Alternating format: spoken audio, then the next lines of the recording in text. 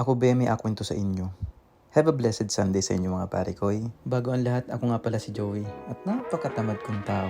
Pero hindi ako vlogger ha. At sa araw na to, magsisimba kami ng pudra ko. Yes po, Sunday po ngayon dito at advance po ng 18 hours ang Pilipinas dito sa lugar ko sa Honolulu, Hawaii.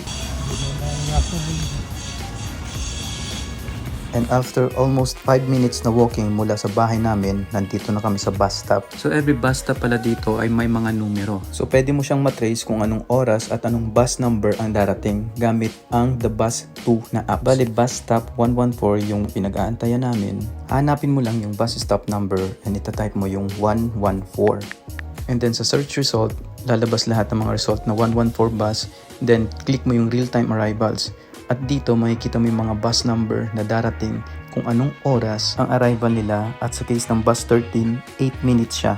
So pag click mo siya, makikita mo real time kung nasaan mismo yung bus sa oras na inopen mo yung apps.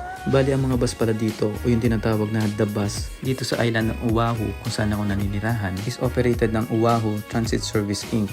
So bali private sila pero sabi ika nga ni Google, not for profit management firm.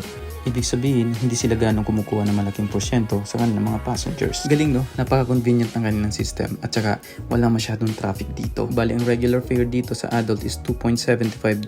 Kung i-convert mo sa peso, nasa 137 pesos. Pero fair na yon sa mga Amerikano kasi napaka-cheap nun para sa kanila.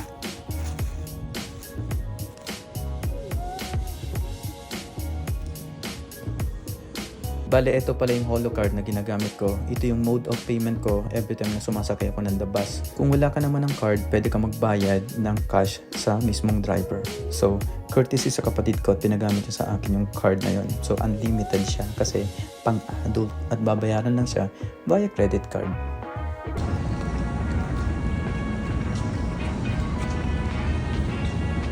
And we are now entering Cathedral Basilica of Our Lady of Peace.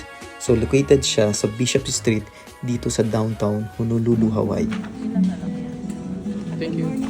Good morning. Thank you.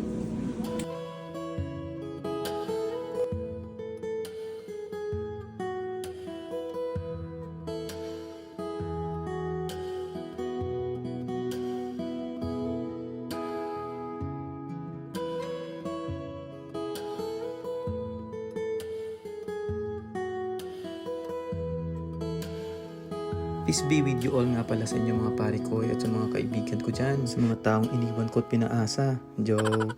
Ang gospel nga pala ngayong araw na to is, what is the most important gift that God given us? So sabi ni Father, I hope and pray that your answer is life. Narealize ko lang no, ang daming bagay sa mundo na hindi natin makakamit kung wala tayo nito, ang life. 礼物多少钱？礼物我的几只包？$5 per box. Oh. Yeah, $5 per box. Guava, do you guys have guava? Guava. 有没有 guava？ 没有 ，Today don't have guava. Don't have guava. Tapos na umisa at balak na namin umuwi pero dadaan muna kami dito sa Chinatown. Hi Paroti! Ito nga palang Chinatown dito sa Honolulu ay ang Divisoria version ng mahal nating Pilipinas kasi cheap ang mga presyo ng bilihin dito.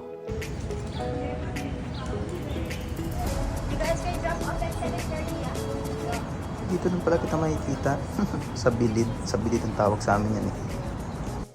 Eto si Father oh, mukhang may tatahaking bagong karir.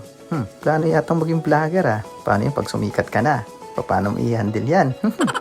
Bale, gulay lang ang bibili namin dito, pang stock na rin namin sa bahay. Actually, napakadahil mo magpipilian dito sa Chinatown. Halos nandito na lahat ang kailangan mo.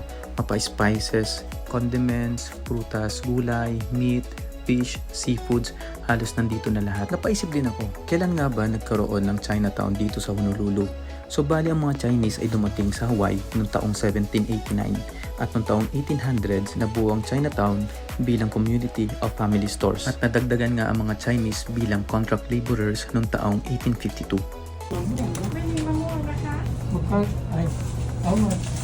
Dapat tinuloy mo pa yung pagtatagalog eh. Mali mo, marunong magtagalog yung inchik. At sa pamamasyal ko nga dito, bigla kong naisip, gaano kaya kalaking kinikita ng mga Chinese business owner dito sa Chinatown? Siyempre, highly confidential yung para sa kanila. So ito yung naisip kong paraan para magkaroon ako ng idea. Question ngayon is, how much yung binabayaran nila dun sa pwesto? So ayon kay commercialsearch.com, ang retail ng isang 206 square footage na built ng 1921 is around $8,500. So kung kumputin mo siya sa Philippine peso, it's around 476,000 pesos. Wow! Halos kalahating milyon. So kung dun pa lang sa commercial space rent is $8,500 na, syempre magdadagdag pa sila ng pambayad sa kanilang mga empleyado. Utilities like sa tubig, sa kuryente, internet, tapos sa load pa. At meron pang federal tax. Grabe, di ba? Pati yun din ang problema ko. So ibig sabihin, ang laki ng kinikita nila. Ipaklase utak Chinese. Ako kaya benta dito ng tuba.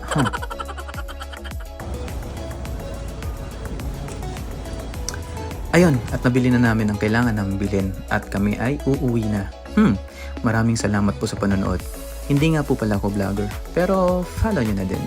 God is good all the time. All the time, God is good.